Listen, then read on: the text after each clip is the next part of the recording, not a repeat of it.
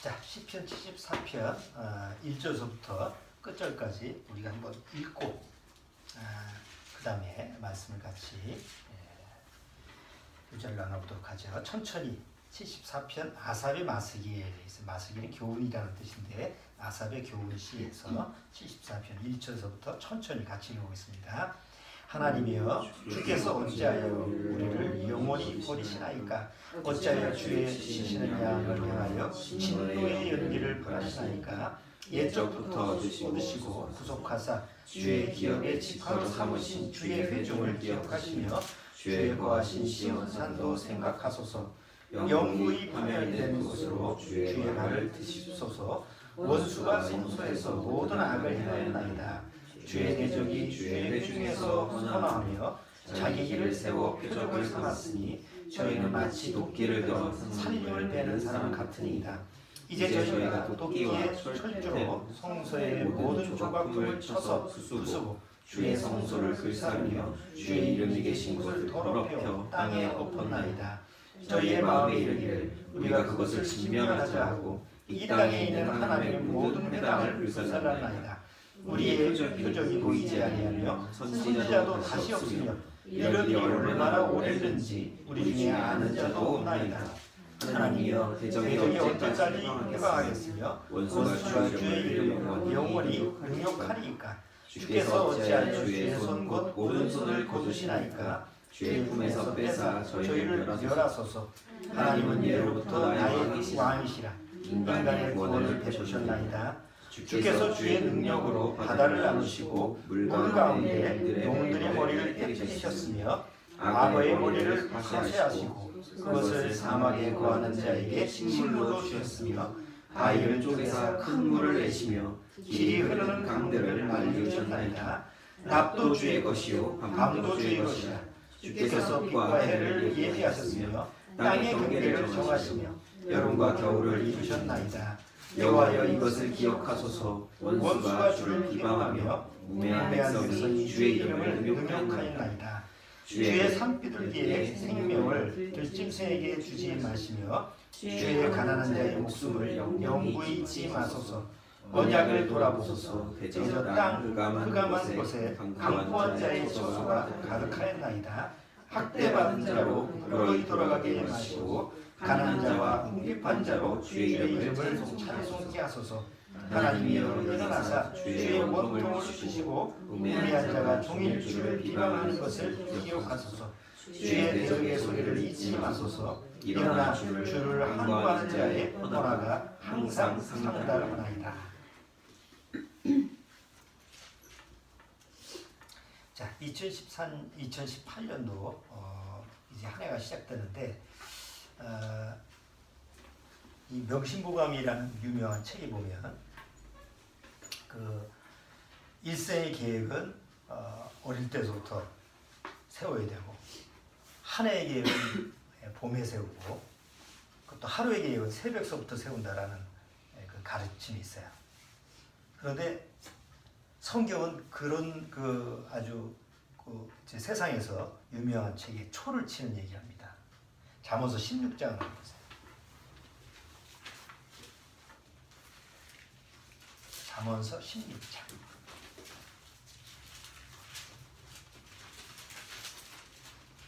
잠언서 16장. 자, 9절. 자, 9절. 오늘 주어리가 없어서 우리가 일일이 다 읽어야 되겠네요. 자, 잠언서 16장 9절 같이 한번 읽어보죠. 사람이 마음으로 자기 길을 계획할지라도 그 걸음을 인도하신 자는 여호와시니라.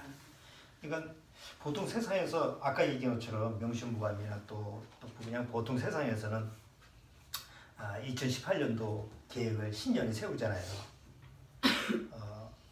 뭐 2017년도 한 해는 이제 반성하고 이게 한번 좀 되돌아보고 그다음에 2018년도 한 해가 됐으니까 다 첫날 나 담배를 끊겠다, 뭐 술을 줄이겠다, 뭘 하겠다. 또 교회 나가는 사람은 또 올해는 꼭 뭐 성경을 한 권을 다 읽겠다. 뭐 이렇게 해서 이제 여러 가지 자기 나름대로 한 해 계획을 세웁니다.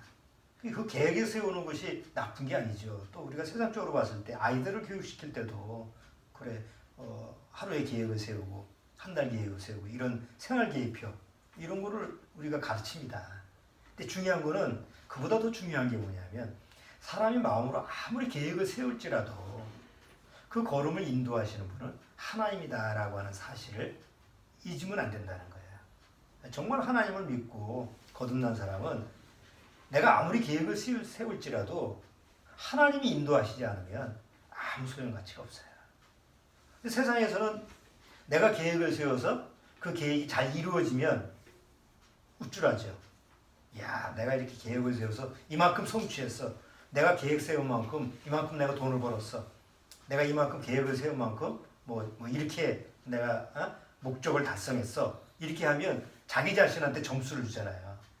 그래서 뭐 요즘 사람들은 자기한테 선물을 준다며. 그래서 뭐 자기가 스스로 어떤 목표를 달성하면 내가 나를 위해서 선물을 하나 하고 뭐 이런 것도 있더라고요. 자, 세상에서는 그게 정당하고 또 옳을 수 있어요. 그렇지만 우리가 성경에서 하나님이 말씀하시는 것은 무엇을 계획을 세울지라도 하나님이 인도하지 않으면 그거는 사실은 이룬 게 아니라는 거지. 사실 아무것도 아닌 거예요. 그래서 우리가 정말 구원받았다고 하면, 정말 거듭난 사람이라고 한다면 항상 하나님 앞에서 내가 보는 시각 속에서 시간을 보면 안 되고, 지난주에도 얘기했지만 하나님이 보는 영원한 시간 속에서 항상 하나님이 나를 어떻게 이끌어 가실까, 어떻게 인도하시는가, 이런 그 시각을, 영의 시각을 가져야 돼요. 육의 시각만 가지고 있으면 항상 자기 꾀에 넘어가요. 혹 자기 계획이 이루어졌다 하더라도 자기 자랑, 자기 교만, 내가 아주 잘났어, 내가 이렇게 성공한 거 보니까 내가 대단한 사람이야, 이렇게 생각을 해요. 하나님은 배제가 되는 거죠. 오늘 시편 74편에 보면 아삽이 쓴 그 시 중에서 굉장히 어두운 시예요. 굉장히 어두운. 그리고 여기 보면 하나님이 주께서 어찌하여 우리를 영원히 버리시나이까. 하나님이 마치 우리를 버린 것 같은, 자기들을 버린 것 같은 그런 처절한 상황에서 쓴 시가 시편 74편입니다. 뭐 새해 첫 그 설교가 뭐 이렇게 어두운 시로 시작할까, 뭐 이렇게 생각하실지 모르겠지만 순서가 돼서 그런 것뿐이에요. 일부러 고른 게 아니고 하다 보니까 순서가 되는데, 오히려 그런 순서가 됐으면서도 오늘 시편 74편에서 정말 귀한 교훈을 우리가 얻을 수가 있어요. 다윗은 우리가 지난번에 시편 쭉 하면서 한번 다룬 적이 있는데, 다윗은 항상 하나님 앞에서 어떤 것을 기도했느냐면 자기의 종말을 한번 깨닫게 해달라는 거예요. 쉽게 말하면 내가 언제 죽을지, 내 삶이, 이 세상에 사는 삶이 얼마까지 살지 나 좀 그것 좀 깨닫게 했었어. 그래서 내가 마치 영원히 살 것 같이 내가 이 세상에서 아주 잘 먹고 잘 살고 아주 대단하게 그렇게 살 것 같은 그런 착각 속에서 사는데, 그런 어리석음을 좀 버리게 해달라는 이런 간구를 하나님께 한 적이 있어요. 사실 구원받고 나서 늘 이런 기도가 하나님께서 이루어져야 됩니다. 한번 잠깐 우리가 지난번에 했지만 잠깐 찾아볼게요. 시편 39편. 시편 39편 4절.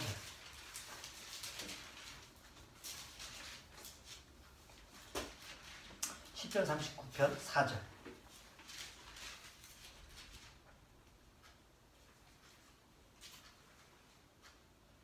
자, 4절 5절. 4절 5절 같이 한번 읽어보죠. 4절 5절입니다. 여호와여, 나의 종말과 연한의 어떠함을 알게 하사 나로 나의 연약함을 알게 하소서. 주께서 나의 날을 손 넓이만큼 되게 하시매 나의 일생이 주의 앞에는 없는 것 같사오니 사람마다 그 든든히 선 때에도 진실로 허사뿐이니이다. 셀라. 여기 다윗은 하나님 앞에서 나의 일생이 사실 정말 뭐 하나님 그 시간표 보면 손바닥만한 그런 길이밖에 안 됩니다. 그러면서 자기의 연약함을 깨닫는 모습을 발견합니다. 우리 세상에서도 그렇죠. 아주 그냥 세상에서 잘 나가고 뭐 성공했고 이래도 어느 날 죽음이라는 게 탁 오면 모든 걸 내려놓고 아주 겸손해지는 모습을 우리가 보게 되죠. 아주 세상에서 유명한 갑부 중에 갑부가 갑자기 암에 걸려서 죽게 됐죠. 누구예요? 응? 아주 그 유명한 이 컴퓨터의 아주 천재고 이런 사람이 승승장구하고 세상에서 성공하고 대단할 것 같지만 갑자기 암이 왔을 때 그 자기가 이룬 모든 것이 뭐예요? 허사잖아요. 그래서 나중에 자기 그 모교죠? 자기 다니던 학교인가요? 거기 대학에 가가지고 자기가 강연을 하면서 뭐예요?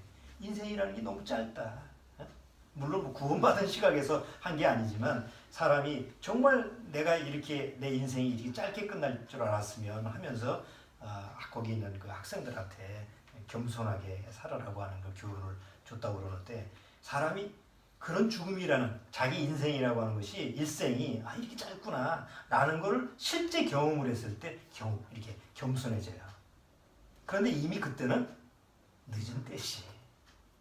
근데 다윗은 이미 하나님 앞에서 내 일생이 너무 허망하고 잠깐이라는 것을 깨닫게 해달라는 나의 종말이 어떠한지를 좀 깨닫게 해달라는 것을 기도를 하는 거예요.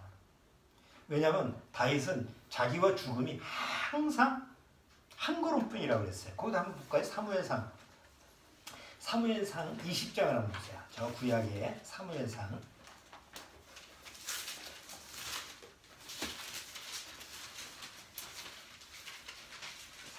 20장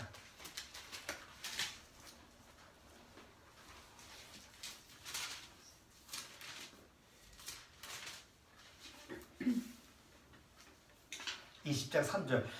사울왕한테 쫓겨다니면서 사울왕한테 이제 쫓기면서 죽음의 위협이 있었을 때 요나단한테 그런 얘기를 합니다. 3절. 다윗이 또 맹세하여 가로되 내가 내게 은혜 받은 줄을 내 부친이 밝히 알고 스스로 이르기를 요나단이 슬퍼할까 두려운즉 그로 이를 알게 하지 아니하리라 함이니라. 그러나 진실로 여호와의 사신과 내 생명으로 맹세하노니 나와 사망 사이는 뭐예요? 한 걸음뿐이라. 그러니까 하나님이 다윗을 어떻게 훈련시켰냐면 항상 너는 죽음과 한 걸음뿐이라는 것을 실제로 경험을 시켰어요. 사울왕한테 쫓겨다니면서 거의 한 10여 년 넘게 그는 사망, 거의 죽음과 함께 같이 살았죠. 오늘 죽을지 내일 죽을지 늘 죽음과 같이 함께 살았던 그런 경험이 다윗한테 하나님이 주신 훈련이에요. 그래서 어떤 면에서 저는 이렇게 생각해요. 구원받은 사람이 항상 건강하게 사는 건 축복은 아니에요. 우리가 구원받고 나서 항상 건강하고 사는 거, 건강하게 아프지 않고 사는 거는 참 소망이지. 그러나 항상 건강하면 항상 자만해요. 마치 내가 오래 살 것 같지, 아니 구원받아도 영원히 살 것 같지, 세상에서 내가 아무 문제 없이 가장 아주 뭐라 그럴까요? 그냥 유유적적하게 살 수 있는 그런 마음, 그런 높아진 마음을 갖고 살아야 돼. 근데 좀 이렇게 아프고 병이 오고 그러면 정말 구원받은 사람은 자기 자신이 얼마나 연약하다라는 걸 깨달아요. 구원받았기 때문에. 그렇지. 또 아프면 이 세상이 잠깐이구나. 육체가 너무 아프면 그렇지. 육이라고 하는 건 너무 잠깐이지. 그래서 어떤 면에서는 구원받고 나서도 우리가 병이 있거나 아픔이 오거나 이런 고통이 왔을 때 오히려 그게 감사가 될 수 있는 거예요. 왜? 소망이 있으니까. 죽음이라는 게 와도 그렇지. 이 세상은 잠깐이지.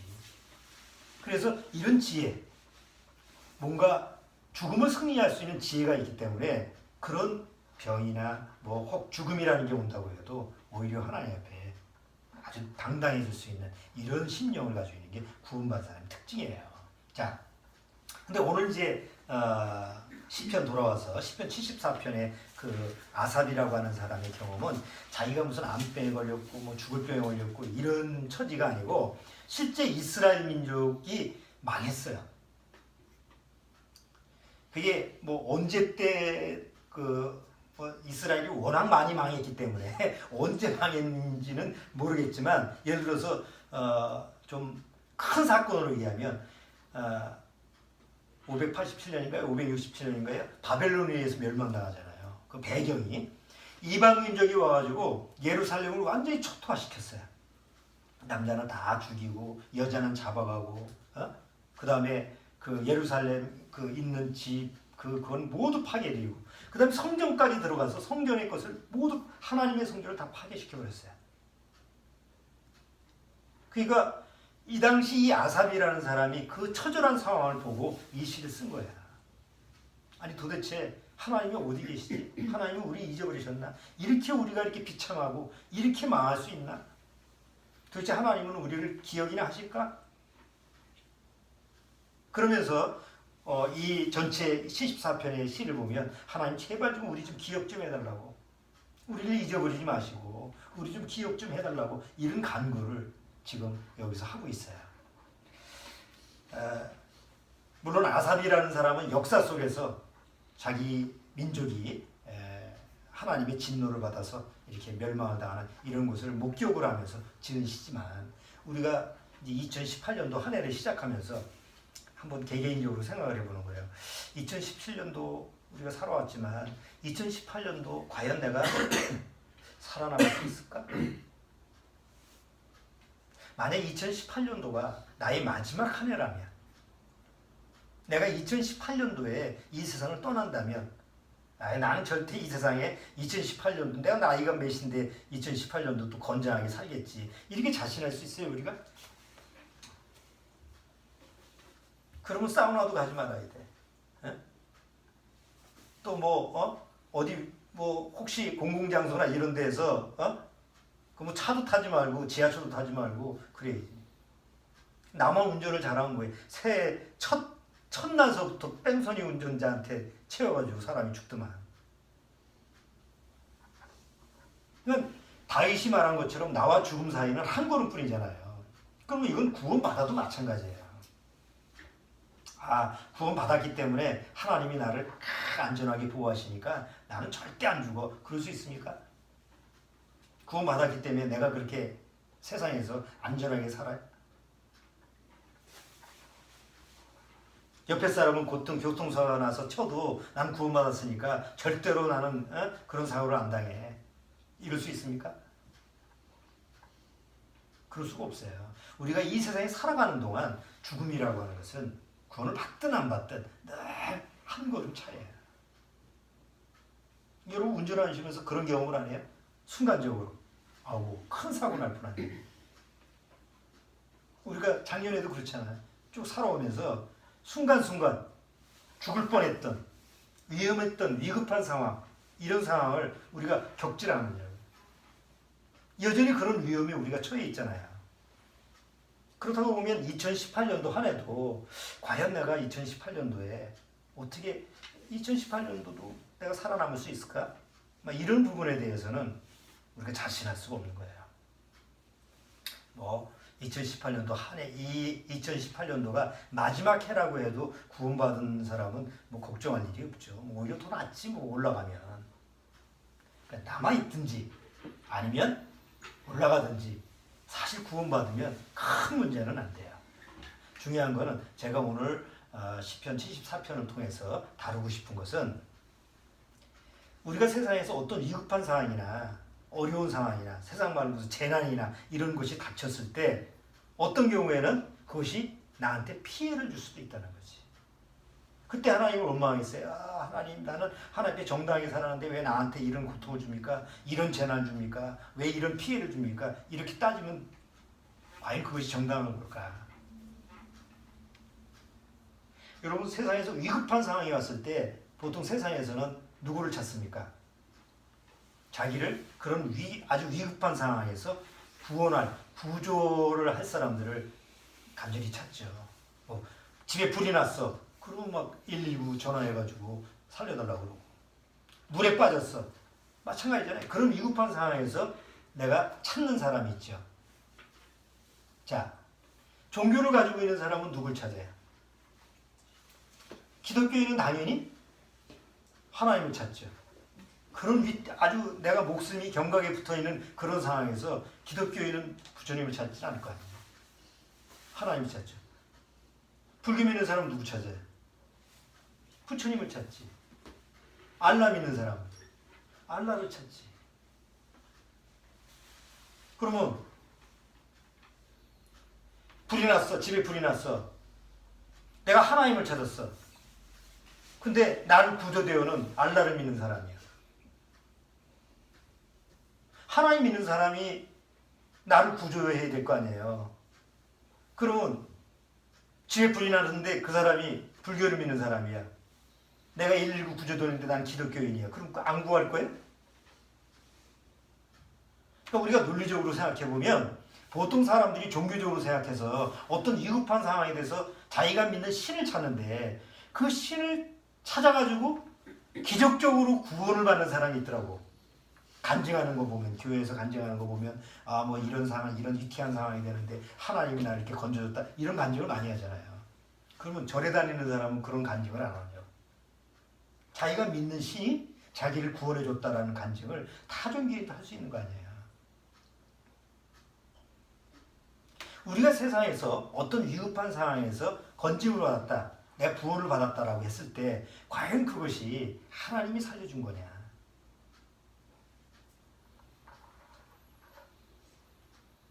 여러분 119 구조 전에 뭐죠? 9.11 사태 때 쌍둥이 빌딩이 무너졌잖아요. 거기에 기적적으로 살아난 사람이 있어요. 무너지기 전에 나온 사람들. 무너지기 전에 나온 사람들은 뭐라고 간증하냐면 하나님이 나를 구원해 줬다고 그래요. 그럼 거기서 나오지 못하고 죽은 사람은 하나님이 구원을 안 한 거예요. 물론 그런 위급한 상황에서 내가 건짐을 받았을 때 하나님이 보호하심을 받고 도움을 받을 수 있어요. 그걸 우리가 아니라고 할 수는 없어요. 그러나 그렇다고 맞다고 할 수도 없다고. 제가 왜 이런 얘기를 하냐면 우리가 이 세상에 살아가면서 하나님과 나와의 관계라고 하는 것을 갖다가 굉장히 해석하기가 난해할 때가 많다는 거지. 그러니까 구원받지 못한 사람은 그냥 갖다 붙여가지고 그냥 이럴 때도 하나님의 구원이 이루어졌고 하나님의 은혜고 저럴 때도 하나님의 은혜고 이렇게 해석해요. 근데 그것이 다 맞는 건 아니라는 거지. 오늘 시편 74편에서 우리가 무엇을 이제 신년에 들어와서 무엇을 한번 교훈으로 얻어야 되느냐. 정말 우리가 2018년도 한 해가 만약에 나한테 마지막이라면 어떻게 살아가야 되겠느냐라는 부분을 한번 생각해 보려고 그래요. 그냥 그래 뭐 내가 하나님 믿는 사람이니까 구원받은 사람이니까 뭐 하나님이 알아서 나를 책임져 주시겠지, 보호해 주시겠지, 뭐 아이고 사고도 안 나고 뭐 이렇게 해주시겠지. 그러니까 막연하게 하나님의 보호하심을, 하나님의 인도하심을 막연하게 생각해서 그냥 팔자론처럼 생각하면은 아무 사고가 없어도 사실은 무의미해요. 그러니까 똑같이 한 해를 살아도 하나님과 나와의 관계 속에서 팔자론처럼 그렇게 하나님 나를 맡기지 말자는 거죠. 그렇잖아요? 그럼 아까 얘기한 것처럼 나는 기독교인이니까 하나님 보호해 주시겠지. 나는 불교를 믿으니까 나는 부처님이 보호해 주시겠지. 이런 처음 뵙긴 안 돼요. 그러니까 적당히 교회 다니면서 적당히 절에 다니면서 뭐 헌금하고 또 불교는 뭐라고 그래요?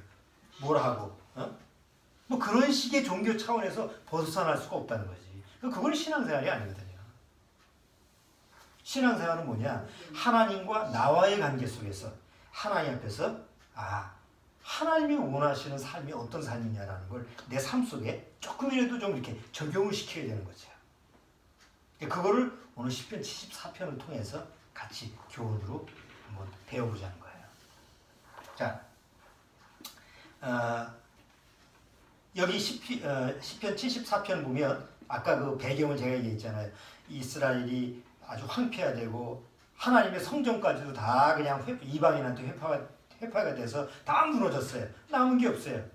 다 포로로 끌려가고 바벨론은 포로로 끌려가고 이런 어두운 상황, 앞이 보이지 않는 상황, 하나님이 도대체 나를 기억하지 않을 것 같은 이런 상황이 2018년도 한 해도 우리한테 오지 않을까요? 내가 오늘 아무 문제가 없으니까 주님과 나하고 신앙생활 하는데 별 문제가 없을 거야. 이게 1년 동안 계속 지속될까요?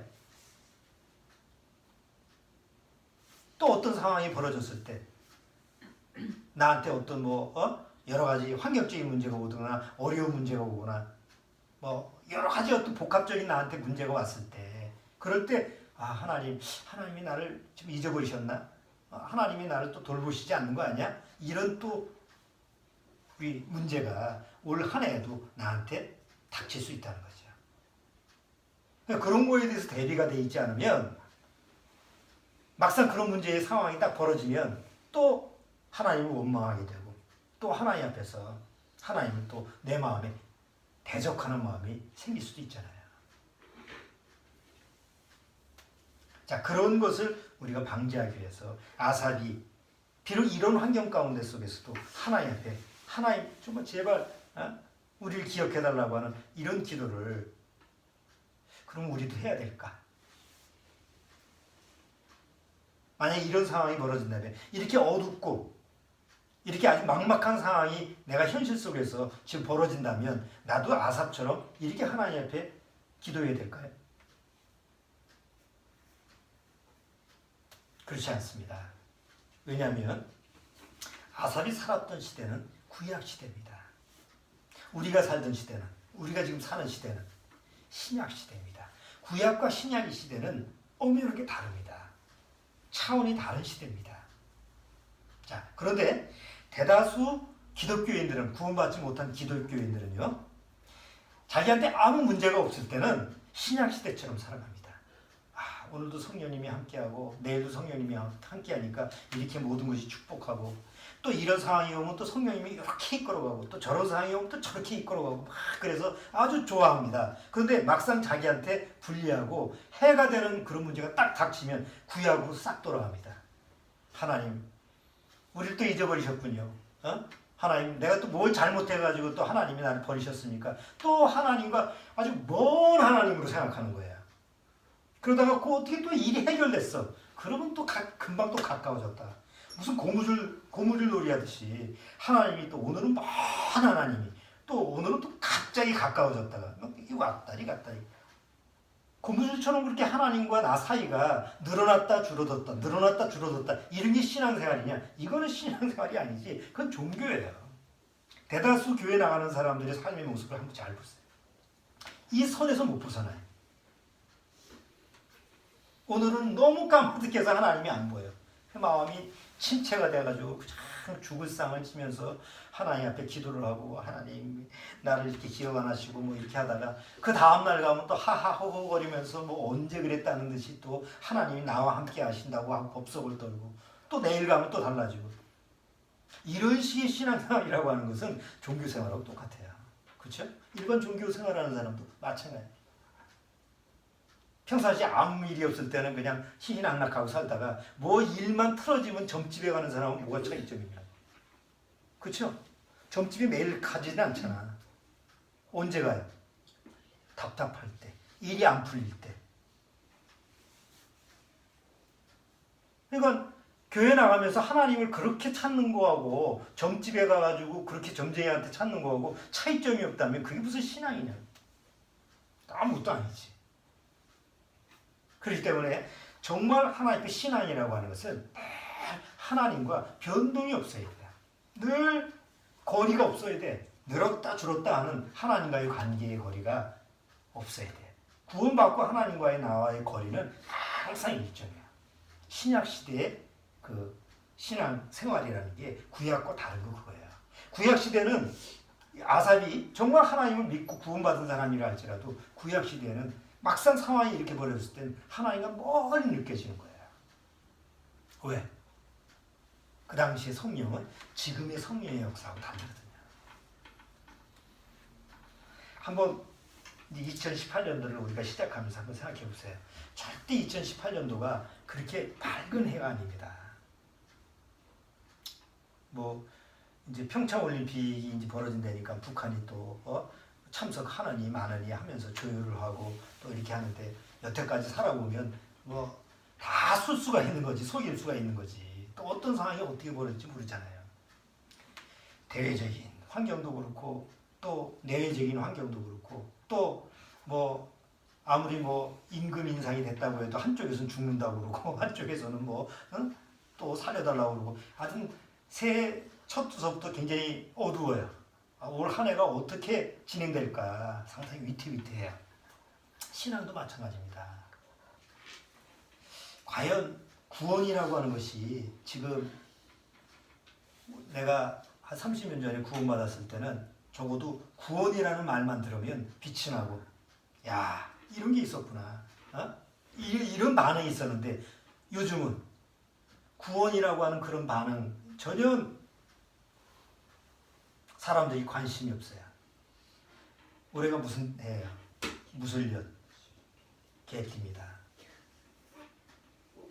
복음의 소리가 이제는 왕왕지는 개소리 뺏게도 못 되는 그런 복음의 소리가 됐어요. 그 코미디언들도 나와서 개그를 할 때 그러더라고.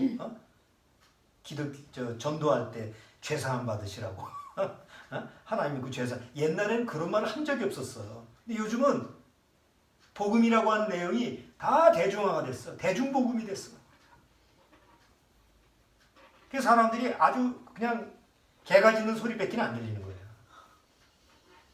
진짜 하나님의 생명이 살아있고 하나님을 진짜로 믿는 사람들이 모이는 거 얼마나 될까요?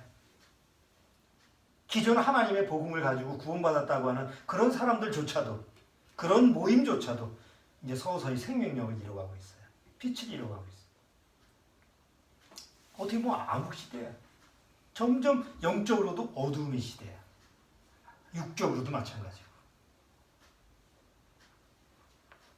자, 이랬을 때 사실 우리 모임 같아서도 한번 생각해 보세요. 하나님이 우리를 잊어버리셨나? 하나님이 우리를 기억하지 않는가? 이렇게 생각할 만한 그런 우리 모임의 형태잖아. 자, 그런데 우리가 생각을 좀 바꿔봐야 돼요. 옛 언약과 새 언약이 있죠. 성경에는. 옛 언약과 새 언약의 차이가 뭐죠? 옛날 언약은 옛 언약이라는 게 성경에 나오죠. 옛 언약은 뭐예요? 율법? 아니에요. 율법은 옛 언약에 속한 한 부분이지. 옛 언약은 구약 시대에서 예수님에 대한 예언을 하는 게 다 옛 언약이에요. 그거 뭐 제사법도 있고 절기에 대한 얘기도 있고 뭐 여러 가지 구약에 대한 그 말씀이 있는데 구약에 대한 옛날 약속은 다 앞으로 오실 메시아에 대한 예표예요. 약속이에요. 그래서 옛날 구약 시대에는 성막의 제사법이 있잖아요. 제사법을 지켜야 돼요? 안 지켜야 돼요? 반드시 지켜야 됩니다. 또 뭐 모임이 있잖아요. 그 유월절, 뭐 나팔절, 그 다음에 뭐 속죄일도 있고, 그 다음에 오순절 이런 절기가 있죠. 절기를 지켜야 돼요? 안 지켜야 돼요? 반드시 지켜야 돼요. 그러니까 구약 시대에 어떤 절기나 이런 제사법이나 이런 건 왜 반드시 지켜야 돼요? 언약이에요. 그런데 무슨 언약이냐? 앞으로 오실 메시아에 대한 예표이기 때문에 반드시 지켜야 된다. 유월절은 반드시 지켜야 되죠. 3대 절 중에 유월절. 유월절은 누구에 대한 예언이에요? 유월절. 앞으로 오실 메시아에 대한 예언이에요. 그래서 반드시 지켜야 되는 거예요. 오순절, 성령이 오는 약속이죠. 반드시 지켜야 돼요. 그러니까 이런 식으로 구약시대에 하나님이 약속했던 옛 언약은 그들은 반드시 지켜요. 안 지키면 안 돼. 그러니까 아삽이라는 시대는 아삽이 살던 시대는 어떤 시대예요? 앞으로 올 메시아를 약속을 받았기 때문에 늘 그걸 보고 지켜야 되는데 이스라엘 민족이 어기고 불순종했어요. 그래서 하나님이 이스라엘 민족한테 징계를 준 거죠. 왜? 신명기에 뭐라고 그랬어요? 신명기 28장에 보면 하나님의 약속을 지키면 이렇게 축복을 해준다. 그러나 하나님의 약속을 어기면 이렇게 저주를 내린다. 축복과 저주의 얘기가 나와 있죠. 한번 신명기 28장 잠깐 볼게요. 신명기 28장.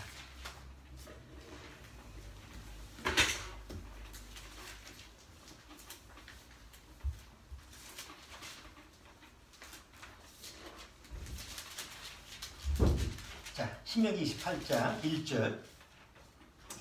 자, 신명기 28장 1절. 내가 내 하나님 여호와의 말씀을 삼가 듣고 내가 오늘날 내게 명하는 그 모든 명령을 지켜 행하면 내 하나님 여호와께서 너를 세계 모든 민족 위에 뛰어나게 하실 것이라. 내가 내 하나님의 여호와의 말씀을 순종하면 이 모든 복이 내게 임하여 내게 미치리니 성읍에서도 복을 받고 들에서도 복을 받을 것이며 내 몸의 소생과 내 토지의 수산과 내 잼승의 새끼와 내 우양의 새끼가 복을 받을 것이며 내 광주리와 떡 반죽 그릇이 복을 받을 것이며 내가 들어와도 복을 받고 나가도 복을 받을 것이니라. 들어와도 복을 받고 나가도 복을 받는 축복이 이루어졌어요. 어떤 때? 하나님의 약속. 여기 하나님의 말씀이라는 건 하나님의 약속을 순종을 하면, 그러니까 앞으로 오실 메시아에 대한 약속을 순종을 하면 축복을 받게 해주겠다 이거예요. 그런데 여기 15절에 보세요. 15절에 보면 내가 만일 내 하나님 여호와의 말씀을 순종하지 아니하며 내가 오늘날 내가 명하는 그 모든 명령과 규례를 지켜 행하지 아니하면 이 모든 저주가 내게 임하고, 만약에 하나님의 말씀을 약속을 지켜 행하지 아니하면 이렇게 저주를 받는다. 자, 저주받는 이야기 중에서 어떤 저주가 있느냐면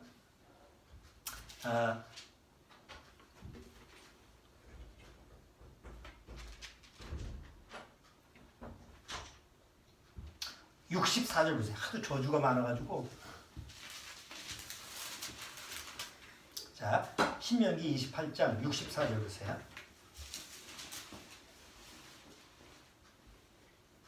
64절 같이 읽어보죠. 여호와께서 너를 이 땅 이 끝에서 저 끝까지 만민 중에 흩으시리니 내가 그곳에서 너와 내 열조에 알지 못하던 목석 우상을 섬길 것이라. 그 열국 중에서 내가 평안함을 얻지 못하며 내 발바닥을 쉴 곳도 얻지 못하고 오직 여호와께서 거기서 너희 마음으로 떨고 눈으로 쇠하고 정신으로 산란케 하시리니 내 생명이 의심나는 곳에 달린 것 같아서 주야로 두려워하며 내 생명을 확신할 수 없을 것이라. 여기 보세요.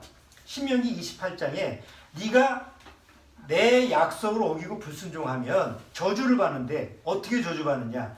하나님이 약속의 땅에서 끌어내서 전 이방 세계에 흩어버려서 거기서 두려움과 떨림으로 살게 할 거다. 이렇게 하나님이 약속을 해준 거예요. 여러분, 이스라엘민족의 역사가 어떤 역사야? 메시아가 왔을 때 메시아를 거절한 그 대가가 뭐예요? 2000년 동안 나라를 잃어버리고 나라가 없어졌어. 아예 없어졌어. 전 세계에 유대인들이 흩어져가지고 평안하게 살았어요? 절대 평안하게 안 삽니다. 왜 유대인들이 전 세계에 흩어지면서 그 중에서도 그래도 뭐 의사, 뭐 판사, 뭐 아주 주요한 그런 직책을 가지면서 살아남지 아세요? 그들이 살 수 있는 방법이에요.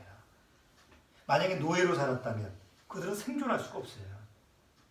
그들의 생존 전략이 뭐예요?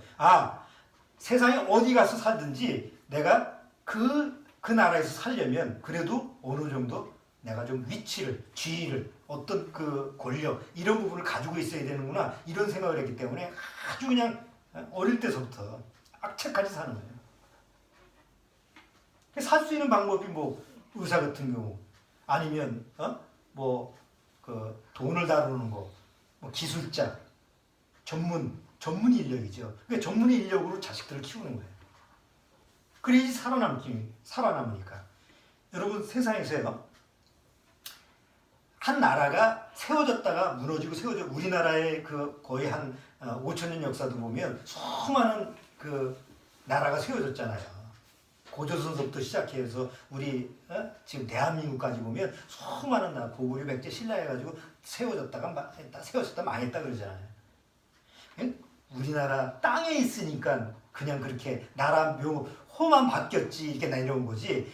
우리나라 땅이 없어. 다른 나라에 가서 산다고 생각해 보세요. 몇 년이나 우리나라 사람들이 보존돼 있겠어요? 다른 나라에서 산다고 해보세요. 다른 나라에서 그냥 몇 년을 2대, 3대, 4대 가면 그 나라 사람이 되잖아요.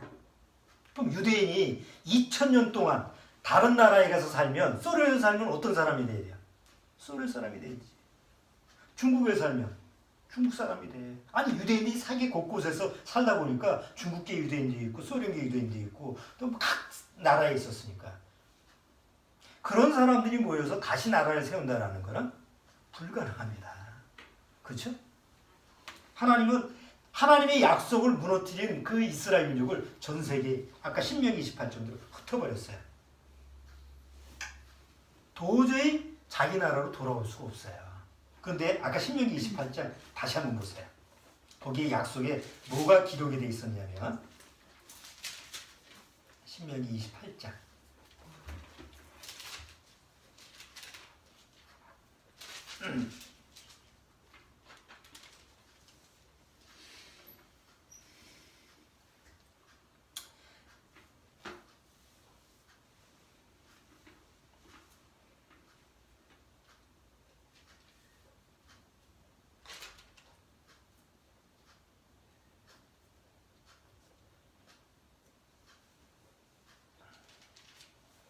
자, 신명기 30장 보세요. 계속 저주가 이루어지다가 신명기 30장에 보면 자, 30장 1절 이렇게 내가 네게 진술한 모든 복과 저주가 네게 임함으로 내가 네 하나님 여호와께 쫓겨갔던 모든 나라 가운데서 이 일이 마음에서 기억이 나거든. 하나님의 약속이 기억이 나거든. 자, 너와 내 자손이 내 하나님 여호와께로 돌아와 내가 오늘날 내게 명한 것을 온전히 따라서 마음을 다하고 성품을 다하며 여호와의 말씀을 순종하면 내 하나님 여호와께서 내 마음을 돌이키시고 너를 긍휼히 여기서 내 포로를 돌리시되 내 하나님 여호와께서 너를 흩으신 그 모든 백성 중에서 너를 모으시리니 너희 쫓겨간 자들이 하늘가에 있을지라도 내 하나님 여호와께서 거기서 너를 모으실 것이며 거기서부터 너를 이끄실 것이라. 내 하나님 여호와께서 너를 내 열조가 얻은 땅으로 어떻게? 내 열조가 얻은 땅으로 다른 땅이 아니라 내 열조가 얻은 약속의 땅으로 돌아오게 하겠다 했어요. 2차 대전 1945년 2차 대전 때 팔레스타인 이스라엘 땅은 영국령이었습니다. 그때 유명한 사건이 일어나죠. 그 유대인이 그 장교였는데 프랑스인가 장교였는데 억울하게 누명을 쓰고 재판을 받아요. 그래서 억울하게 이제 재판을 받게 되는데 그때 유대인들이 우리 땅으로 돌아가야겠다. 그 시오니즘이 그때서부터 일어나기 시작합니다. 그래서 영국의 통치하에 있을 때 영국에게 이제 유대인들이 우리 땅으로 좀 돌아가게 해달라. 그러니까 영국이 국제적인 문제가 있으니까 그러지 말고 더 큰 식민지를 줄 테니까 거기로 가라. 이게 우간다예요. 이스라엘의 몇백 배요. 그런데 유대인들은 아니다. 우리 하나님이 약속한 우리나라 땅이 아니면 우린 갈 수 없다. 그래서 영국과 협의를 해서 결국은 허락을 해요. 그래서 팔레스타인으로 돌아오게 됩니다. 거의 2000년 만에 돌아오는 것도 기적인데 한번 생각해 보세요. 자기 나라 땅으로 2000년 동안 흩어졌다가 돌아온다는 것은 불가능하잖아요. 돌아온다고 생각하는 것도 불가능하지만 유대인들은 자기 나라 하나님이 약속한 땅이 아니면 자기네들이 정말 행복하게 살 수 없다는 걸 그들은 분명히 알았어요. 땅의 개념이 그래요. 그래서 성경이 약속된 대로 돌아왔어요? 안 돌아왔어요? 돌아왔습니다. 1948년 5월 17일 날 그들은 독립을 했어요. 그때서부터 전쟁을 하죠. 옆에 아랍은 그냥 엄청난 무기를 가지고 있어요. 비행기, 탱크, 어마어마한 무기를 가지고 있어요. 이스라엘 민족은 고장 탱크도 없었어요. 곡사포 몇 개, 그런 거. 모든 세계 사람들이 저거 이제 조만간에 완전히 묵사발대가 쫓겨나겠다라고 생각했어요. 그 당시에. 그런데 유명한 6.1 전쟁. 1차, 2차, 3차, 4차 다 이스라엘이 이겼어요. 세계가 놀라죠. 무기가 없던 이스라엘이 어떻게 이길 수 있을까? 하나님의 약속이 이루어지는 거예요. 그리고 전 세계에 흩어져 있던 유대인들이 다 돕습니다. 어마어마하죠. 교과서에도 나오잖아. 전쟁이 일어나는데 유대인 청년은 비행장에 못 쳐나가고 아랍인 청년은 숨어 다니고 지금의 이스라엘이라는 나라가 지금 오면이 나라가 있잖아요. 2000년 동안 없어졌던 나라가 새로 생겼는데 그 나라가 새로 생긴 나라가 아니라 잠깐 2000년 동안 없어진 나라였는데 다시 돌아온 거예요. 근데 그게 성경에 약속된 대로 에스겔서에도 보면 동쪽에서도 오고 서쪽에서도 오고 예언이 돼 있어요. 자, 구약시대의 예언은 이렇게 시간 속에서 하나님이 약속된 대로 하나님이 역사하신다면 그때 하나님이 성령을 보내서 일을 하는 거예요. 구약시대는. 그러니까 항상 이스라엘 민족이 성령님이 함께하지 않았어. 그렇죠? 사울왕도 성령님이 왔다가 잠깐 역사했다가 성령이 거두어 버리니까 악신이 나오죠. 그러니까 그 당시 구약시대는 성령님이 항상 내주하는 게 아니라 필요할 때 왔다 갔다 하시는 분이었어요. 구약시대는. 근데 신약시대는 뭐예요? 신약시대는 성령님이 그렇게 왔다 갔다 하는 게 아니에요. 성령님이 어디 안에 계시죠? 구원받은 사람 안에 내주하고 계시기 때문에 항상 함께 하시는 게 신약시대예요. 그러니까 구약과 신약은 차이가 다르죠. 하나님 오세요. 그러면 하나님이 오실 수 있는 게 구약시대예요. 하나님 나 좀 기억 좀 해주세요. 아, 그래. 너는 너 죄 때문에 내가 너를 떠났어. 그렇지만 네가 나를 다시 기억하니까 내가 다시 너한테 돌아올게. 구약시대에는 나갔다가도 다시 들어오는 역사가 구약의 성령의 제한적인 역사시대예요. 근데 신약에는 성령님 어디 계십니까? 야, 어디 있긴 어디 있어. 네 안에 있지. 언제 가셨는데 내가 어딜 가. 너 안에 있을 때서 지금까지 있었는데 네가 지금 기억을 못하는 것뿐이지. 그러니까 신약시대에는 하나님 왜 이렇게 멀리 계세요? 라고 하는 말 자체가 성립이 돼야 안 돼요. 아사베 씨는 구약시대이기 때문에 이거는 맞는 말이에요. 하나님 우리 좀 기억 좀 해주세요. 그래, 네 죄 때문에 너희들을 내가 떠났어. 내가 너희를 잊어버릴 거야. 이런 게 구약시대에는 가능했지만 신약시대에는 그게 불가능해. 왜? 성령님이 구원받고 나서 어느 날 내 안에 들어오면 나가요, 안 나가요? 내가 죄 진다고 해서 성령님이 나가는 게 아니야. 내가 죄를 지면 성령님이 안에서 근심하고 슬퍼해도 나갈 수가 없어요. 한 번 들어오면 나가지 못하는 게 성령님의 역사가 신약시대예요. 그러니까 신약시대에 와서 아, 하나님 너무 멀리 계시는구나. 그 자체는 자기 안에 성령님을 기억하지 못하든지 모르는 거지. 그렇죠? 그럼 보세요. 대다수 거듭나지 못한 기독교인들이 요즘 신약시대 교회에 다니는 사람들이 아유, 오늘은 왜 이렇게 하나님이 멀리 계실까? 오늘 왜 이렇게 가까이 계시지? 이 생각 자체가 도대체 하나님이 말씀하시는 원리하고 맞아요, 틀려요? 안 맞는 거예요. 그러니까 구약과 신약이 구분이 안 되는 거예요. 거듭난 사람도 만약에 여전히 그런 생각을 가지고 있다고 한다. 오늘은 하나님이 멀리 계신 것 같고 아, 오늘은 또 너무 하나님이 내 안에 계신 것 같고 이렇게 생각을 한다면 아직도 자기 안에 성령님이 계시다라는 사실을 정말 사실적으로 체험하는 게 아니죠. 자, 예수님이 이 세상에 오신 이유는 뭐예요? 자, 보세요. 예수님이 제자들과 함께 있었을 때도요. 예수님이 제자들과 함께 3년 반 동안 거하시잖아요. 3년 반 동안에 거하시면서도 예수님은 제자들과 항상 함께 있을 수 있었어요? 없었어요? 없었어요. 그래서 예수님이 제자들과 떨어져서 한적한 곳에 가셨다는 말이 나오죠. 성경에 보면. 그러니까 예수님이 안 보이면 제자들이 난리가 났어. 누구 찾느라고? 예수님 찾느라고 난리가 났어. 네? 그렇죠? 예수님과 제자 때 그 사도시대, 예수님 시대 때 제자들은 자기 예수님 찾느라고 정신이 없었어. 예수님만 안 보이면 막 겁나고 두렵고, 우리 스승님 어디 갔지 찾았어. 그때 예수님이 뭐라고 그래요? 이제 내가 가는데 두려워하지 마라.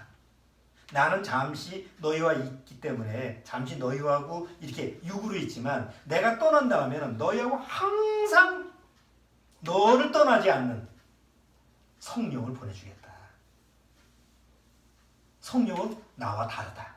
나는 너희들은 나와 같이 있기도 하고 없을 수도 있고 떨어질 수도 있고 못 만날 수도 있지만 성령님은 뭐예요? 내가 약속한 아버지께 성령을 구하면 성령이 너희 안에 오면 그 성령은 절대로 너를 떠나지 않을 거다. 그래서 약속을 했어요. 성령이 약속을 했어요. 근데 성령이 내 안에 들어오려면 반드시 어떤 일이 이루어져야 돼요? 성령이 내 안에 들어오려면 내가 죄가 없어야 돼요. 성령이면 죄가 있는 곳에 들어갈 수가 있어요? 없어요? 없어요. 죄가 없어야만이 들어갈 수가 있어요. 성령님이. 그래서 예수님이 성령이 내 안에 오시게끔 준비하기 위해서 십자가에서 죽으시는 거예요. 그러니까 예수님이 내 안에 들어오실 장소를 마련하기 위해서 이 세상에 오셨고 십자가에서 피를 흘려서 죽으신 이유가 뭐예요? 예수님이 이 세상에 오신 것은 우리와 영원히 함께 있으려고 오신 게 아니에요. 영원히 함께 있어서 병자도 고쳐주고 또 오병이에 의해서 먹을 것도 주고 그러려고 오신 게 아니죠. 그건 잠깐이었어요. 예수님이 오신 목적은 뭐예요? 너와 나하고 영원히 함께 하려고 그러는데 너희들은 죄가 있기 때문에 내가 너희들하고 같이 있고 싶어도 죄 때문에 같이 있을 수가 없어. 그리고 이런 육체, 이런 시간 속에 있는 육체는 너희와 함께 할 수가 없어. 왜? 늙으면 죽으면 또 떨어져야 되니까. 그래서 영원히 함께 할 수 있는 방법을 하나 주는데 그게 바로 내가 영이 돼서 너희 안에 들어오는 거예요. 그걸 준비하기 위해서 내가 십자가에서 너희 죄를 대신해서 피를 내서 없이 하겠다. 그리고 너희 안에 죄가 없어서 거룩해질 때 바로 내가 너희 안에 들어가겠다. 육체로 들어가는 게 아니라 뭐예요? 영으로 들어오겠다. 그게 성령이에요. 그래서 거듭난 사람을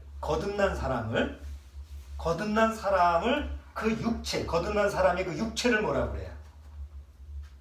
하나님의 성전이라고 했던 거예요. 구약시대의 성전은요, 어떤 성전이에요? 눈으로 보이는 실제로 만든 집이죠? 근데 신약시대의 성전은 뭐라요? 거듭난 성도들 보고 너희는 하나님의 성전이다라고 얘기해요. 사도 바울이 그렇게 얘기해요. 자, 보세요. 고린도전서 3장.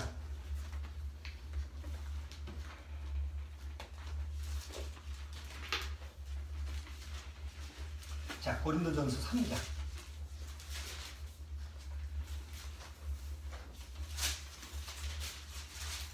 자, 고린도전서 3장 16절.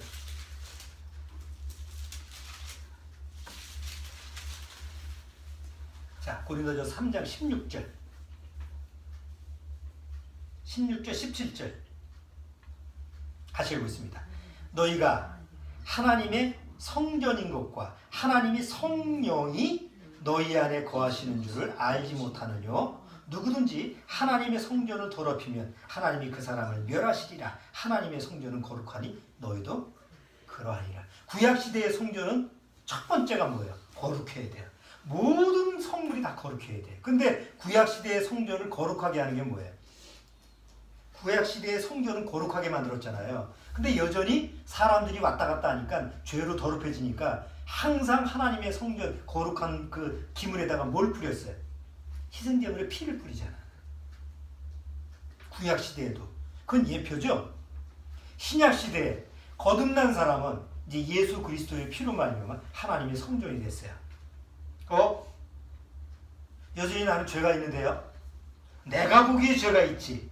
하나님이 보시기에는 뭐예요? 이미 예수 그리스도의 피로 정결케 됐으니까 죄가 없는 게 아니죠. 하나님이 죄가 없다고 하는 게 아니라 죄가 보인다 안 보인다? 안 보인다.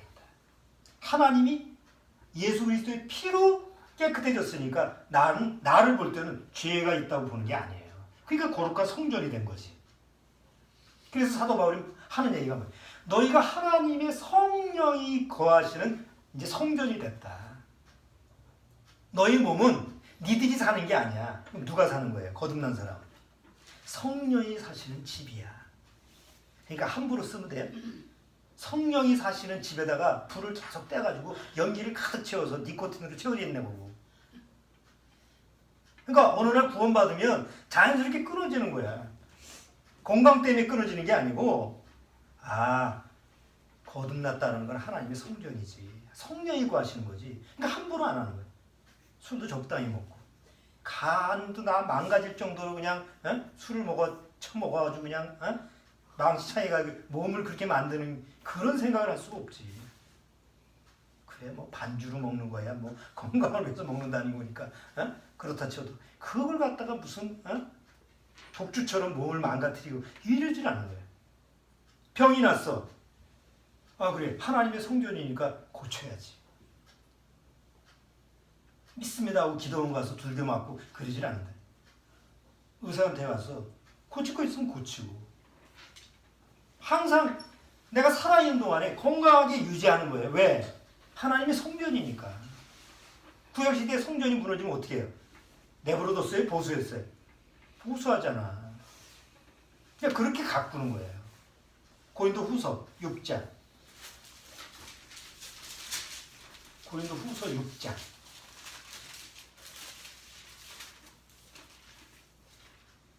(6장) 16절.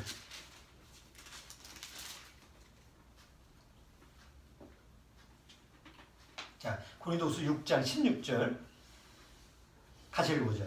하나님의 성전과 우상이 어찌 일치가 되리요? 우리는 살아계신 하나님의 성전이라. 우리는 거듭난 사람 얘기잖아요. 거듭난 나는 뭐라고? 하나님의 성전이라. 그러니까 하나님의 성전이니까 내가 내 몸이랑 몸뚱아리라 그러면 마음대로 쓸 수 있잖아요. 그렇잖아. 세상 사람들이 자기 몸은 자기 거라고 생각하니까 마음대로 쓰잖아. 그런데 거듭난 사람은, 진짜로 거듭난 사람은 내 몸은 뭐예요? 성령이 거하시는 하나님의 전이라고 그러니까 어떻게 써야 돼요? 내 거라고 생각하면 안 되지. 하나님 거니까 귀하게 써야지. 가치 있게 써야지. 함부로 몸을 굴리는 게 아니에요. 성령은 어디서 거하십니까? 성령은. 성령이 거하시는 집이 있잖아요. 예수님이 육체로 계셨을 때는 성령님이 항상 예수님 위에 계셨다고 그랬어요.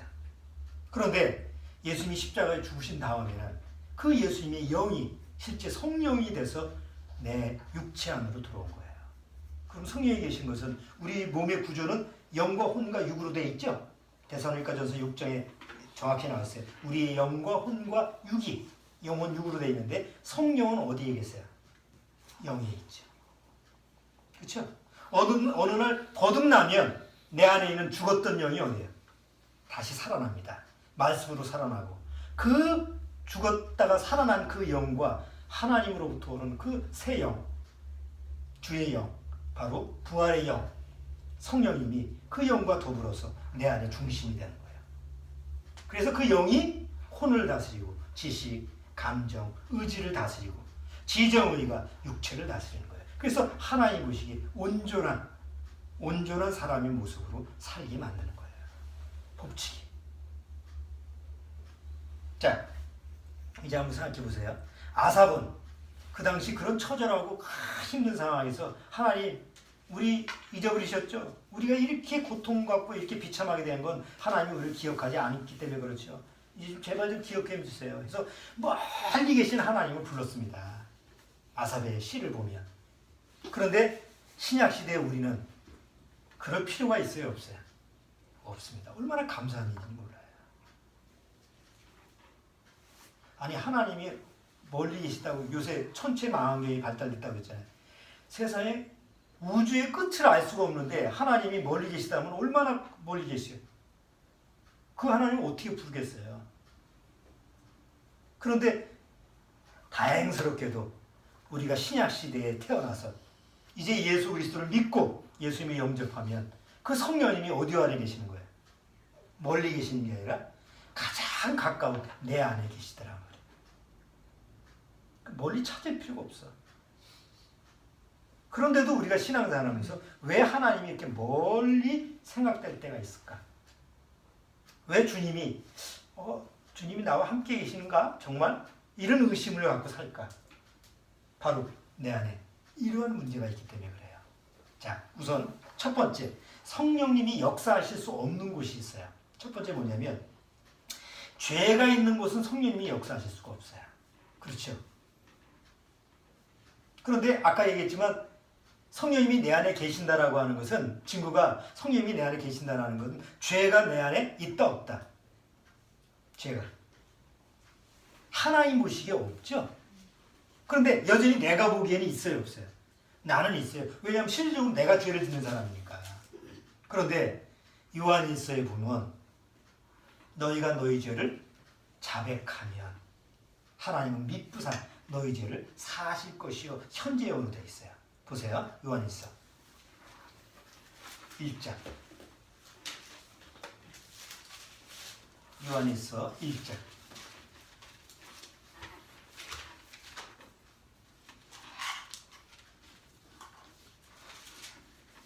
자, 요한일서 1장 9절. 자, 1장 9절 보세요. 만일 우리가 우리 죄를 자백하면, 여기서 우리 죄라 하는 이 죄는 sin이라는 단수가 아니라 복수예요. sins. 그러니까 우리가 구원을 받았는데 여전히 막 행위가 죄가 나오잖아. 또 미움이 나오고 또 시기 나오고 또 다투고 욕이 나오고 뭐 이런 죄가 많이 나오잖아. 구원받아도. 그런 죄가 나올 때마다 뭐예요? 우리가 우리 죄를 뭐하면? 자백한다는 건 뭐예요? 교회 나가서 막 내가 이런 남을 미워하고 시기하고 뭐 이렇게 씁니다. 이렇게 해서 입으로 지금 시인하는 자백이 아니에요. 이 자백은 하나님, 이런 죄까지도 내가 십자가에서 예수님이 담당하셨군요. 예수님까지 적용해야 돼. 그래서 이런 죄까지도 예수님이 이 죄를 위해서 십자가에서 피를 흘리셨군요. 나는 죄에 대해서는 뭐예요? 그래서 로마서 6장 10절에 죄에 대해서는 죽은 자야.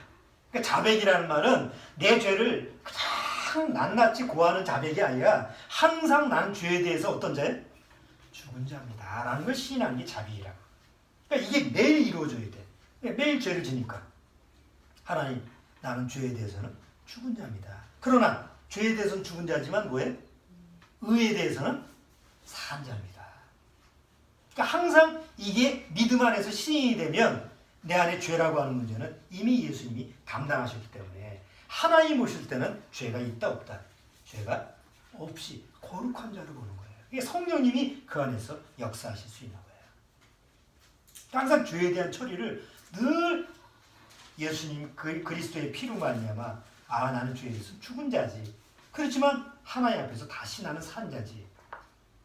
그러니까 죄에 대해서 피해 도망가는 게 아니라 죄를 안 지려고 노력하는 게 아니라 죄에 대해서 승리하는 그런 삶의 모습을 취했을 때 성령님이 함께 하실 수 있는 거예요. 성령님이 내 안에서 역사하실 수 있는 거예요.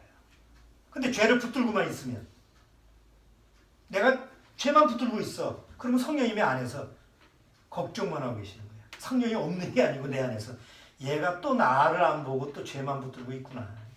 저거 어찌하지? 오히려 내 안에 죄만 붙들고 있으면 성령님이 내 안에서 근심하고 걱정해. 두 번째는 하나님을 거짓 사랑하는 자에게 성령님이 역사하지 않아요. 여러분 세상에서는 부모 자식 간에도 거짓된 사랑이 있고 형제지간 부부지간 다 거짓된 사랑이 있습니다. 그렇죠? 순수하게 100% 사랑할 수가 없어요. 다 사랑한다고 하지만 세상에서는 다 거짓이에요. 자, 위선적이고 가식적이고 사랑하는 척하고 그게 세상에서는 가능해요. 그리고 다 알아. 부모 자식 간에도 다 알아. 부부지간에도 알아. 또 그렇게 살아야 돼. 그걸 인정하지 못하면 살 수가 없잖아. 그래, 너도 속고 나도 속고 서로 속고 속이는 게 세상이지. 그냥 이렇게 살자. 이게 세상이에요. 근데 하나님과 나 사이는 그렇게 안 돼. 그게 불가능해. 왜? 하나님은 사랑하는 척하는 사람하고는 사랑할 수가 없거든. 그렇죠? 왜? 하나님은 본성이 뭐예요? 하나님은 사랑이시라. 그러니까 하나님의 본성이 사랑이기 때문에 하나님과 나하고의 관계는 부모 자식 간의 관계에 사랑하고 하면 안 돼요. 부부지간의 사랑 가지고 그걸 하나님처럼 사랑하면 안 돼. 하나님과 나하고 사랑은 100% 순수하고 깨끗해야 돼. 그게 돼요, 안 돼요?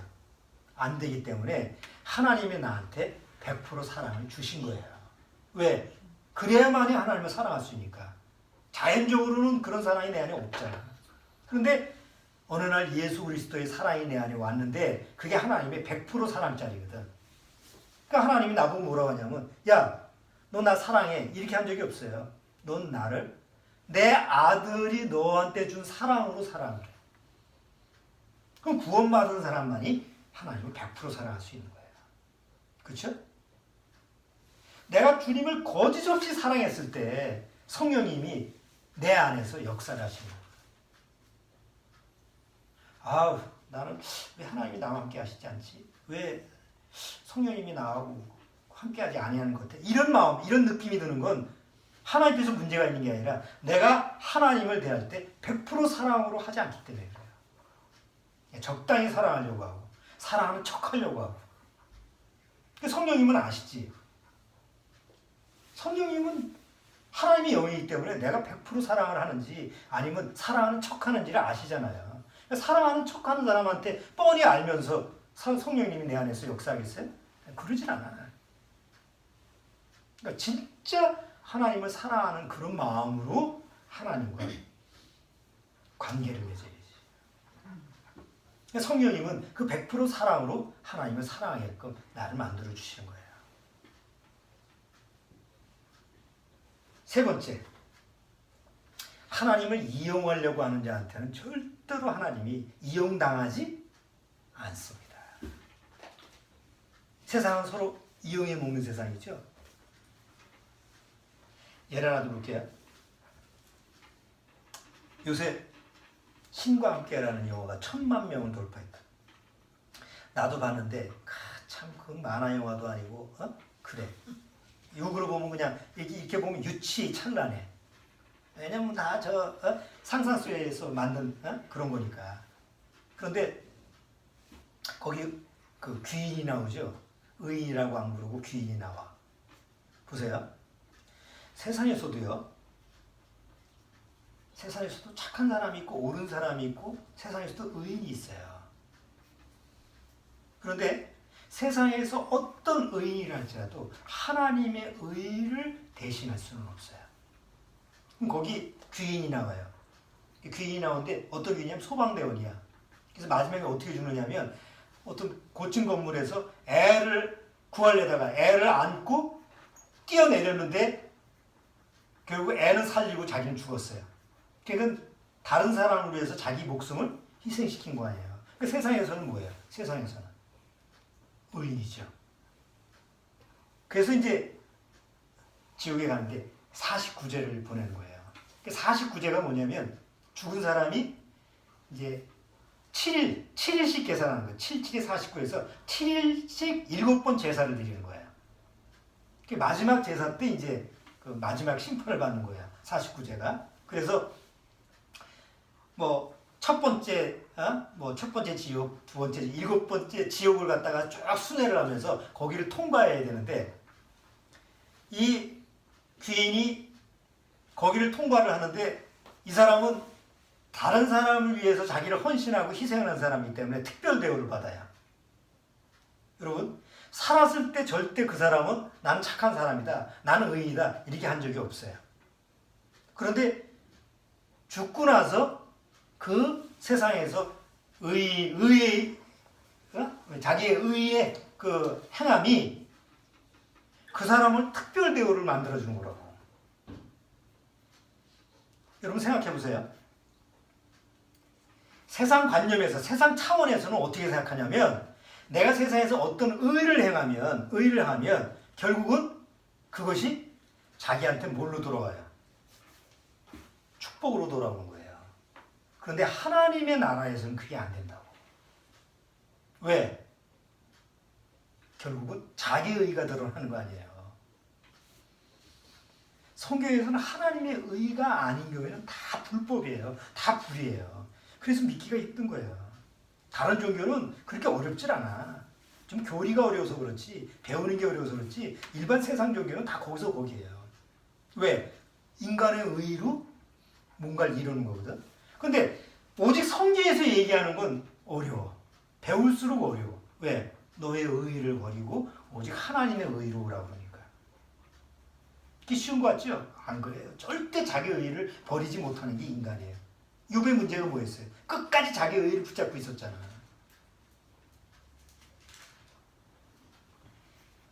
결국 자기 의의를 붙들고 있는 사람은 하나님의 의의를 저버리고 자기 의의로 하나님께 나가려고 하는 사람. 그런 고차원적인 사람은 내도 안 되잖아. 욥과 같은 사람이 있어요? 얼마 안 되잖아. 그럼 대단한 사람들은 다 뭐냐? 다 하나님을 이용하려고 하는 사람이에요. 자기 가정의 축복을 위해서, 자기 사업을 위해서, 뭐 자기 건강을 다 하나님을 이해해 먹으려고 하는 사람인데 그런 마음 상태를 가진 사람 안에 성령이 계시겠냐고. 성령이 역사하시겠어요? 구원을 받았는데도요. 구원을 받았는데 하나님이 성령님이 내 안에서 나를 도와주셨으면 좋겠다. 내가 하나님이 나를 도우면 내가 이렇게 할 건데 이렇게 하나님과 거래를 하려고 하고 하나님이 이용하려고 한다면 성령님이 그래 너 도와줄게 이러시겠냐고요. 절대 성령님은 그런 분이 아니에요. 정말 하나님의 자녀이기 때문에 성령님이 그를 돕는 거지. 잘난 척하고 뭐 하나님 비위 맞추고 이래서 하나님이 돕는 게 아니라고. 그렇죠? 그러니까 하나님의 의, 오직 하나님의 의만이 내 안에 세워졌을 때 성령님이 역사하시는 거예요. 자, 빌립보서 한번 보시죠. 3장. 빌립보서 3장 9절.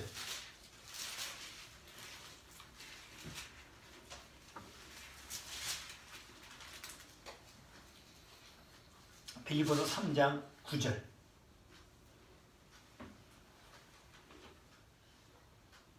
자, 3장 8절부터 읽어볼게요. 사도 바울이 뭐라고 얘기하는가 보세요. 또한 모든 것을 행하여 여김은 내 주 그리스도 예수를 아는 지식이 가장 고상함을 인함이라. 내가 그를 위하여 모든 것을 잃어버리고 배설물로 여김은 그리스도를 얻고 그 안에서 발견되려 함이니 내가 가진 의는 율법에서 나는 것이 아니요 오직 그리스도를 믿음으로 말미암는 것이니 곧 믿음으로 하나님께로서 난 뭐예요? 의라. 하나님께로서 난 의 하나만 있었어. 그러니까 성령님이 그 안에서 역사하시는 거예요. 그러니까 하나님의 의를 저버리고 내가 저 사람들 불쌍한 도니까 저 사람들 밥 해 먹어야 되겠다. 뭐 어떻게 의료 사업 해야 되겠다. 다 좋은 일이죠. 근데 결과론적으로 그것이 자기 의로 드러나면 결국 불이고 불법이거든. 어느 날 구원받고 나서 주님이 내 안에서 성령님이 내 안에서 역사하시게끔 하면 하나님의 의가 드러나서 하나님의 의가 드러나면 나쁜 일만 벌어지겠냐고. 나쁜 일도 좋은 일로 바뀌지. 그렇잖아요? 하나님은 아주 고집스러워요. 오직 하나님만이 드러나는 것을 하나님이 원하셔. 왜? 인간은 죄인이기 때문에 절대로 드러나서는 안 되기 때문에. 자, 2018년도 이제 시작됩니다. 여러분 어떻게 사시겠습니까? 여기 상행선과 하행선이 있습니다. 상행선은 거슬러 올라가야 됩니다. 물결이 막 거칠게 내려오는데 그걸 거슬러 올라가야 됩니다. 하행선은 그냥 물결 따라 그냥 흘러가면 됩니다. 아주 편합니다. 그냥 떠내려가면 되는 거예요. 이리 부딪히고 저리 부딪혀도 그냥 물결 따라 떠내려가면 뭐 그러다가 그냥 바다로 가면 되지. 그런데 상행선은 올라가는 거는 그 거슬러 올라가기 때문에 뭐 보통 힘든 게 아니야. 여러분 같으면 2018년도 어떻게 가시겠습니까? 그냥 떠밀려 사시겠습니까? 아니면 힘들어도 고통스럽도 거슬러 올라가시겠습니까? 성령님은 어디를 원하실까요? 성령님은 떠밀려가는 허망한 삶을 원하지 않고 거슬러 올라가는 그 삶을 원하세요. 내 안에 항상 죄 예수 그리스도의 피로 말미암아 정결함을 유지하는 그런 삶. 하나님을 거짓 사랑하지 않고 정말 구원하신 주님의 사랑을 그대로 주님의 사랑으로 하나님을 사랑하고 내 편리한 대로 하나님을 이해해 먹으려고 하지 말고 그냥 하나님의 말씀에 순종하면서 나를 하나님 앞에 맡겼을 때 하나님이 나를 이렇게 이끌어 세우시는 하나님의 말씀대로 하나님이 나를 이렇게 부응하게 하시는 그런 삶에 맡기시겠습니까? 아니면 그냥 내 꾀대로 흘러 떠내려가면서 또 일로 갈까 절로 갈까 머리 써가면서 결국 떠내려가서 결론은 아무것도 남지 않은 허망한 하나를 보내시겠습니다. 둘 중에 하나를 선택하면 돼요. 다른 길은 없어요. 올 2018년도 한 해 두 길밖에 없다는 거 여러분 기억하십시오. 성령님한테 나를 맡겨서 비록 힘들고 고통스럽고 정말 어려워도 거슬러 올라가는 그런 성령의 길을 여러분한테 선택의 길로 하나님이 정하고, 또 하나는 그냥 될 대로 되라는 식으로 내팽겨 주놓고 그냥 시간만 소비하고 그냥 흘러 떠내려가는 삶이 살고, 그건 여러분의 선택에 달려있다는 걸 기억하시고 2018년도 정말 주님과 동행하는 삶이 여러분의 축복의 삶이 되시길 꼭 부탁을 드립니다. 기도하겠습니다. 주님 감사합니다. 항상 주님께서 우리한테 두시는 정하신 길은 두 길밖에 없습니다. 하나는 축복의 길이고 하나는 저주의 길이었습니다. 구약시대에는 그 축복과 저주의 길이 하나님의 말씀에 순종하고 행하는 그런 시대였지만, 이제 신약시대는 내 안에 성령님이 나를 인도하기 때문에 내가 무엇을 행하거나 무엇을 지키거나 이런 율법에서 해방돼서 이제는 성령님한테 나를 맡겼을 때 성령님이 주님의 말씀에 순종하게 하고 주님의 말씀을 따라 나를 이끄는 그러한 순종의 삶을 이끌어 하신 줄 압니다. 아무쪼록 여기 심령들, 우리 모여있는 심령들 마음속에서 비록 2018년도 힘들고 거칠고 정말 거센 파도가 우리를 닥치고 엄습한다 할지라도 내 안에 계신 성령의 능력을 믿고 의지해서 그 성령님을 쫓아서 거슬러 올라가는 그런 정말 능력 있는 세상을 이기는 이런 삶이 하루하루 사라지도록 주님께서 그 믿음의 삶을 허락해 주옵소서. 예수님의 이름으로 기도합나이다.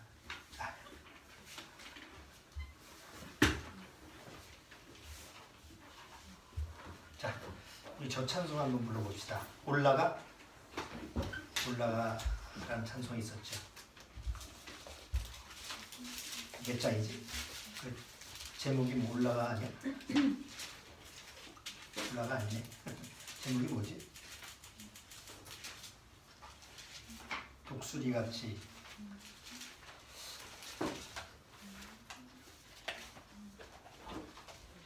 그거 한번 찾아보세요. 그 첫 가사가 뭔가?